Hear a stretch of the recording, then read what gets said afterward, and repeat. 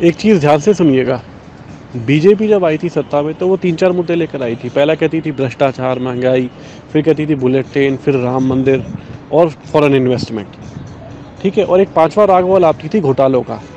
अब मेरी एक बात का जवाब दीजिए, बीजेपी में भ्रष्टाचार ना होने का मतलब पता कैसा है? जैसे एक नालायक बच्चा पेपर से पहले कहता है नहीं मेरे को तो कोई प्रॉब्लम ही नहीं है, क्योंकि उसने पढ़ाई ही नहीं की हुई, तो प्रॉब्लम कहाँ से होगी। इनके टाइम में कोई प्रोजेक्ट नहीं आ रहा, कोई फॉरेन इन्वेस्टमेंट नहीं आ रही, तो भ्रष्टाचार का तो मतलब ही नहीं होता। दूसरी बात है, भ्रष्टाचार को महंगाई से जोड़िए, तो महंगाई कंपेयर कर लीजिए सर। जिन मुद्दों के ऊपर ये यूपीए गवर्नमेंट में शोर मचाते थे, जिनमें पेट्रोल के दाम, सब्जियों के दाम, दालों के दाम थे, तो सर प्लीज़ आज कंपेयर कर लीजिए 2014 से पहले क्या रेट थे और 14 के बाद आज क्या रेट है। ठीक है जी, नंबर 1। ये एक बात करते हैं जीएसटी पॉलिसीज़ की, जीएसटी लाए हम, ये लाए हम, वो लाए हम, फला ढिकना। मुझे एक बार बताइए, जीएसटी से ऑयल प्रोडक्ट्स को क्यों बाहर रखा गया और शराब को बाहर क्यों रखा गया? क्योंकि यहीं से पैसा पैदा होता है, और इंडिया के जो बड़े बड़े घराने हैं, अंबानी और अदानी जैसे, वो लोग इस धंधे में इन्वॉल्व हैं। तो भ्रष्टाचार का ख़त्म हुआ। ये कहिए कि लिमिटाइज्ड कर दिया, कि जहाँ एक देश, जी कहते हैं ना, एक गली में 4 चक्के थे, उन 4 चक्कों को हटा के एक सरदार को दे दिया ठेका सारा, कि सारी बदमाशी तू कर, ये 4 चक्के रखने की ज़रूरत नहीं है। तो देश पहले भी अंबानी जी चला रहे थे, अदानी जी चलाते थे, आज भी वही चला रहे हैं। ठीक है, सेंट्रलाइज कर दिया उन्होंने करप्शन को, कि कोई बात नहीं, हम सब कुछ जीएसटी के अंदर ले आएंगे, लेकिन पेट्रोल और डीजल आप अपनी मर्जी से बेचिए। क्योंकि पेट्रोल और डीजल आता है D6 से, केजी बेसिन से। अगर आपको नहीं पता तो मैं बता देता हूँ। वही D6 केजी बेसिन जापान में, जहाँ की जनसंख्या हमारी आधी से क्या 1/4 के बराबर भी नहीं है, वहाँ पे $2 पर क्यूबिक सेंटीमीटर के हिसाब से बेचता है। और वही तेल और वही नेचुरल गैस हमारी जो इंडियन कंपनीज हैं उनको $22 पर क्यूबिक सेंटीमीटर के रेट पे बेचता है। जबकि इकोनॉमिक्स के हिसाब से होना उल्टा चाहिए, जहाँ डिमांड ज़्यादा होती है और रेट कम होता है, लेकिन यहाँ उल्टा हो रहा है। ठीक है जी, इसके ऊपर कोई चेक नहीं है हमारी गवर्नमेंट की तरफ से, इसीलिए इसे जीएसटी से भी बाहर रखा गया। क्योंकि सबसे मोटी कमाई किसी भी गवर्नमेंट को इसी से होती है, क्रूड ऑयल से, पेट्रोल से, पेट्रोलियम प्रोडक्ट से। तो सर भ्रष्टाचार की तो बात मत कीजिएगा, ये भ्रष्टाचार नहीं है, ये कहिए कि ऑर्गेनाइज्ड भ्रष्टाचार है। ये इस तरह से कि हम रोज़ पॉकेट नहीं मारेंगे, महीने में एक बार बैंक लूट लेंगे। ठीक है जी, छोड़ दीजिए भ्रष्टाचार टॉपिक को। अब आ जाइए ज़रा फॉरेन इन्वेस्टमेंट पे। हमारे पीएम साहब सारी दुनिया घूम के आ गए, कोई एक कंट्री मुझे ऐसी बता दो जहाँ से फॉरेन इन्वेस्टमेंट आई हो, सिर्फ एक कंट्री। अगर फॉरेन इन्वेस्टमेंट नहीं आएगी हमारे देश में तो हमारा जीडीपी तो गिरेगा ना, और जीडीपी गिर भी गया। जिस देश के अंदर 80% से ज़्यादा युवा बेरोज़गार हो, चाहे आप बाकी के 20% में प्राइवेट सेक्टर को ले लो, चाहे गवर्नमेंट सेक्टर को ले लो, अगर 80% से ज़्यादा युवा आपके बेरोज़गार है तो आपको कोई अधिकार नहीं है उनसे ये कहने का कि हम डिमोनेटाइजेशन करेंगे। अगर एक आदमी ट्यूशन पढ़ा के अपना रोज़गार कमा रहा है, या केले संतरे बेच के अपना रोज़गार कमा रहा है, तो वो पहले जाके बैंक अकाउंट खोलेगा और फिर वो ये उम्मीद रखेगा कि हर ग्राहक आने वाला जो उसके यहाँ से 20 रुपये पाव टमाटर या 50 रुपये किलो आलू ले रहा है, वो डेबिट कार्ड यूज़ करेगा। जब तक ये सिचुएशन आएगी, जब तक हमारा देश इतना तरक्की करेगा ना, तब तक तो वो बेचारा भूखा मर जाएगा। अभी उस स्टेज तक पहुँचने के लिए हमें 20 साल चाहिए, कम से कम 20-25 साल। समझ गए? आपने बड़ा शोर मचाया डिमोनेटाइजेशन करके कि हम 50 दिन दो, बहनों भाइयों 50 दिन दो। 50 दिन के बाद आके आपने क्या कहा कि मैं गर्भवती महिलाओं को 6,000 रुपये भत्ता दूंगा और सरकार व्यापारियों को 2% टैक्स कम कर दूंगा। उसी सेम डे शाम को एक डिबेट में एक क्वेश्चन पूछा गया था कि सर 6,000 रुपये की जरूरत नहीं है गर्भवती महिलाओं को। यहाँ प्रश्न इस बात का है कि उनके लिए हॉस्पिटल ही नहीं है, वो 6,000 लेके जाएंगी, क्या दाई को देंगी? पहले आप ये बताइए, आपके पास ये डाटा है कि कितनी औरतें गर्भवती हैं? किस बेस पे आपने कह दिया 6,000 दे देंगे? आपके पास बजट है उनके लिए?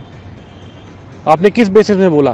पहले आपने बोला कि हम ब्लैक मनी कर्व करने के लिए कर रहे हैं, फिर आपने बोला कि हम आतंकवादियों की गतिविधि रोकने के लिए कर रहे हैं, फिर आपने बोला कि नहीं जी हम तो कैशलेस इकोनॉमी। आपको अभी तक नहीं पता क्या करोगे। 15 अगस्त पे आप खड़े होकर कहते हो कि इतने लाख नए वो जुड़ गए टैक्स पेयर। सर आपका चीफ इकोनॉमिक एडवाइज़र कुछ कहता है, आपका फाइनेंस मिनिस्टर दूसरी देता है, आप तीसरी फिगर देते हो। सर आप पीके बोलते हो, या आपको पता है कि किसी की हिम्मत ही नहीं आपके आगे कुछ बोलने की? इतना ब्लंडर झूठ। और ये सारी तीनों स्टेटमेंट सिर्फ 1 महीने के अंतराल में आती हैं। आप क्या कर रहे हो? देश का मजाक बना दिया पीएम साहब, आपने देश का मजाक बना के रख दिया। बड़ी बड़ी बात है। अब आ जाओ बुलेट ट्रेन के ऊपर जरा। सर बुलेट ट्रेन के लिए आप अभी तक तो सोए हुए थे, अभी आपकी नींद खुली। अब बजट आया 1,10,000 करोड़ रुपये। 1,10,000 करोड़ में से 88,000 करोड़ आपको जापान ब्याज में पैसा दे रहा है। पैसा आपको येन में दे रहा है। वापस लेगा डॉलर में आज से 16वें साल में। ठीक है जी। अब मैं आपको बता देता हूँ, हमारी देश की जो करेंसी है वो हर साल 3% डेप्रिसिएट करती है एज़ कम्पेयर टू डॉलर, यानी कि 15 साल में 45% डेप्रिसिएशन आ चुकी होगी। ठीक है, तो जब आप वापस उसे डॉलर में करने जाएंगे तो आप आज के मुकाबले 45% एक्स्ट्रा दे रहे होंगे, यानी आज जो 88,000 करोड़ है ना जी, उस वक्त जाके हो जाएगा आपका कम से कम 1.5 लाख करोड़ रुपए। यानी आप तो चलते बनेंगे तब तक 15 साल तक। ठीक है, लेकिन जो सरकार होगी, चाहे आप ही की होगी या कांग्रेस की, जिसकी भी होगी, वो मर गया, वो बुरी तरह मर गया। 1.5 लाख करोड़ का कर्जा आप खड़ा कर गए उनके सर पे, और उस 1.5 लाख करोड़ की किस्त देने के लिए आपको ये कैलकुलेटेड बात बता रहा हूँ, अपने मुंह से नहीं बता रहा, इंडियन इंस्टीट्यूट ऑफ मैनेजमेंट जहाँ का मैं पढ़ा हुआ आदमी हूँ, मेरे ही कॉलेज के डीन ने ये स्टेटमेंट दी है कि उस कर्जे को उतारने के लिए आपको दिन में 100 फेरी करनी होगी बॉम्बे से अहमदाबाद तक, 1500 रुपये पर हेड के हिसाब से। चलो 1500 रुपये पर हेड आप ले लेंगे, कोई बात नहीं, 15 साल बाद कोई बड़ी बात नहीं है, आज भी बड़ी बात नहीं है, लेकिन 100 फेरियाँ कैसे लगाएंगे, 100 फेरियाँ कैसे लगाएंगे सर। और दूसरी चीज़ मुझको ये बताइए कि आप जिसे आज 0.1% इंटरेस्ट का ठस्सा दे रहे हैं हमारे देश के बेवकूफ़ों को, बेवकूफ़ जनता को, वो एक्चुअल में जो ऊपर से 88,000 करोड़ के ऊपर 1.5 लाख करोड़, यानी लगभग 60-70 हज़ार करोड़ एक्स्ट्रा देंगे आप डॉलर की फॉर्म में। वो कहाँ से आएगा सर, वो कहाँ से आएगा, मुझको ये बताइए ना।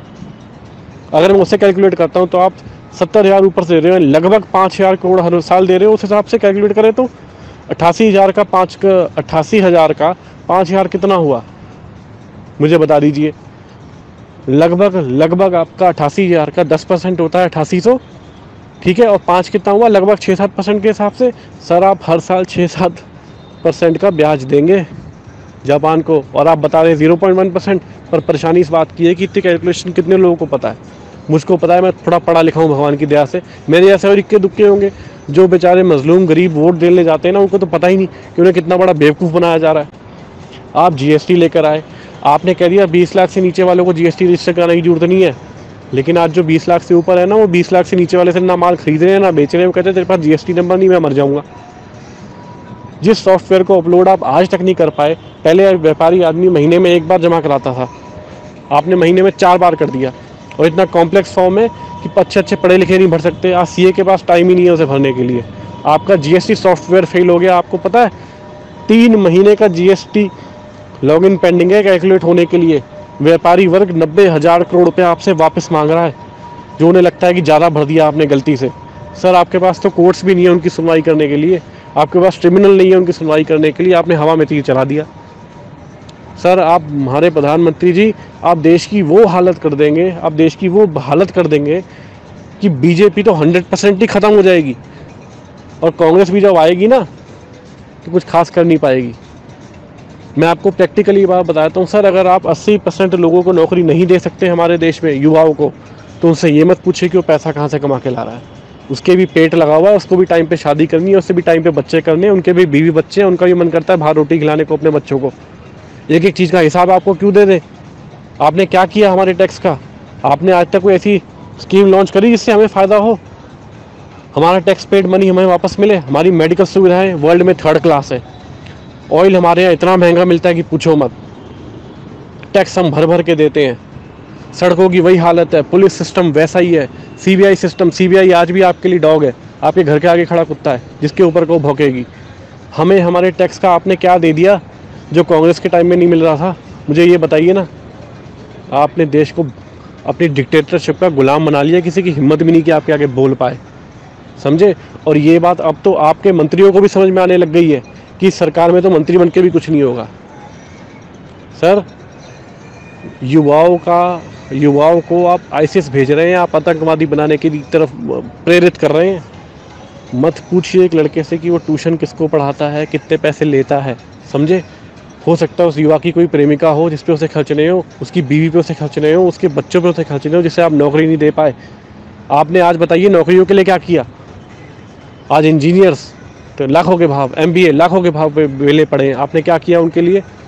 आपने कुछ भी नहीं किया। आपने डीमोनेटाइजेशन करने से पहले ये नहीं सोचा कि आपके यहाँ पे ना तो प्रॉपर सिस्टम है कंप्यूटर का, ना ATM है प्रॉपर, और जिस जिस देश में डीमोनेटाइजेशन हुई है वो सारे देश बर्बाद हुए हैं। आपने उनसे कुछ नहीं सीखा, आपने आंखें बंद करके डीमोनेटाइजेशन कर दिया, और आज तक हमें समझा नहीं पाया इसका कारण क्या था, मिला क्या देश को। 6,000 रुपये गर्भवती महिलाओं को देने के लिए डीमोनेटाइजेशन किया था आपने। क्या कर रहे हैं आप इस देश का, आप इस देश को कहीं छोड़ेंगे नहीं, किस देश को किसी लायक। जय श्री राम।